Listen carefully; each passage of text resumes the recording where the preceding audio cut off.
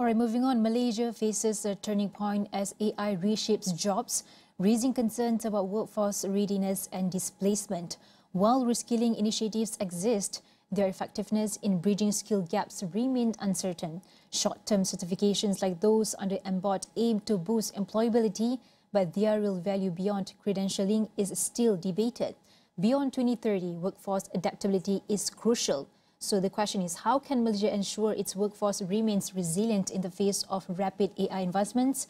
And with us on the line, Helen Silvanathan, Exco of Women in Tech Malaysia, will share her insights on these pressing issues. Good morning. Good morning. How are you? I'm good. All right, firstly, Helen, let us know on how effective are Malaysia's current reskilling and upskilling initiatives in preparing workers for AI-driven job transformation, and what are the key gaps that still need to be addressed right now? I believe Malaysia has never stopped on upskilling or reskilling the workforce that we have.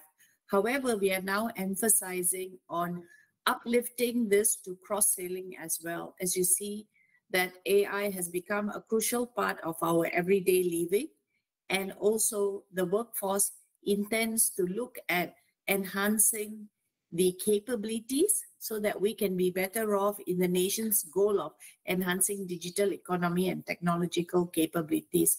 I think if you look at the recent Economist Impact Report, and it was supported by some of the large MNCs who are present in Malaysia, they found that 65% of Malaysian employees, they prioritize on the digital skills. And out of these 65, about 83% emphasize basic digital competencies, but the advanced skills in AI, machine learning, cloud computing, or cybersecurity also needs to gain that same traction. Only then we will be ready to face what we are facing as workforce globalization as well. Another area is government has also got programs, example, right? The Skills Malaysia 2.0 to boost participation in TVT. This program is largely to aim skills gap and prepare workers for technological roles. And we see a lot of industry collaboration, among stakeholders to develop the relevant technical human capital. I emphasize the word relevant because it has to be industry relevant, and we need to align training, certification programs so that it's in line with the industry needs and global standards, so that the workforce adaptability is there. You asked about identifying gaps. I think the biggest gap right now we have is the advanced digital skills shortage, and that's why we keep borrowing resources from neighboring countries or advanced countries. However, if we continue to upskill, cross-skill in the notable areas like, for example, data analytics, machine learning, I believe these will help to address the gap that hampers us to fully leverage the AI technology. Another area is lifelong learning culture. I think as Malaysians, right, we need to keep teaching our next generation, our future of the workforce, that it is very, very important to cultivate a culture of continuous learning to keep the pace with the rapid technology advancement. And this includes, right, the cultural learning as well, because when AI comes, we wish to humanize the AI so that we live in a country that is adaptable to interpersonal and intercultural communication. So skill shortages is one of the key concerns when it comes to leveraging AI or artificial intelligence in the workplace or workforce in general. But Helen, what mechanisms are in place to ensure that the short-term courses certified by MBOT or MBOT are genuinely improve employability and do not become a mere credentialing exercises, in your opinion? MBOT has been doing this consistently. I think if you know the history of what they have been trying to do in enhancing employability, they continue to look at the needs and continuous professional development. lately, they have also done a lot of things like accreditation of training providers and programs, right? The approval of the training providers is very key, because if you authorize and accredit courses that are relevant for the future of the right skills, then this brings across industry standards and also cultural and our future current technology needs. I believe MBOT is also trying to align this with industry requirements. They are collaborating with multiple stakeholders, identifying skill gaps, and designing courses, right, that addresses the needs. There is also training outcomes alignment with market requirements.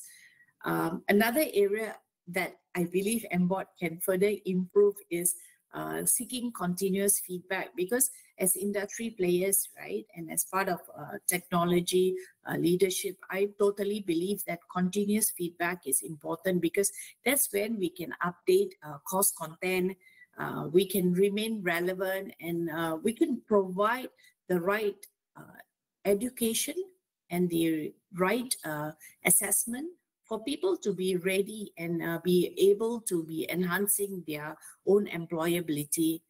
Then MBOT, I think, also has another ongoing training capacity, which is known as continuous professional development. A lot of us, we need to continuously keep our professional development up to the par with global standardization. So a lot of these accredited short courses, workshops, these are led by MBOT, and I believe that it maintains a lot of standards that's required.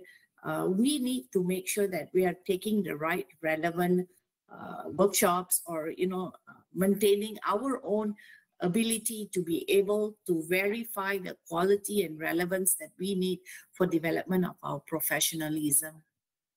All right, with AI is used to actually help with the human work nature on a daily basis, we know that it is expected to disrupt over 30% of jobs. So how can Malaysia balance workforce displacement with economic growth, and also what policies are needed to prevent job polarization? Helen? To mitigate this job displacement, we need reskilling, we need upskilling, we need cross-skilling. I think I mentioned these earlier as well. I mean, we talked about AI induced changes and providing targeted training programs so that we can equip our workforce with relevant skills.